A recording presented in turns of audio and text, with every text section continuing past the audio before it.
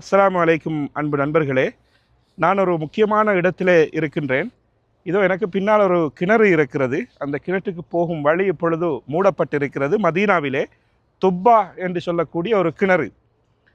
இந்த கிணறுக்கும் இஸ்லாமிய வரலாற்றுக்கும் ஒரு மிக நெருங்கிய தொடர்பு இருக்கிறது. ஈசா நபியுடைய காலத்துக்கு பிறகு ஒரு துப்பா என்று சொல்லக்கூடிய ஒரு மன்னன் ஆட்சி செய்கிறார்.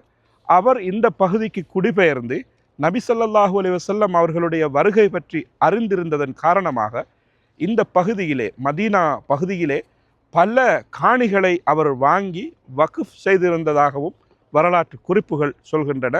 அந்த அடிப்படையிலே ரசூலுல்லாஹி ஸல்லல்லாஹு அலைஹி வஸல்லம் அவர்கள் மதீனாவுக்கு வருவார் என்ற அந்த எதிர்பார்ப்பு அவரிடம் இருந்தது. அவர் வரும்பொழுது அந்த காணிகள், அந்த இடங்கள் ரசூலுல்லாஹி ஸல்லல்லாஹு அலைஹி வஸல்லம் அவர்களுக்கு வழங்கப்பட வேண்டும் என்று அவர் விரும்பியிருந்ததாகவும் வரலாற்று குறிப்புகளிலே நாங்கள் பார்க்கின்றோம். இந்த மன்னன் பற்றிய அறிவிப்புகள் குர்ஆனிலே 2 இடங்களிலே சொல்லப்படுகிறது.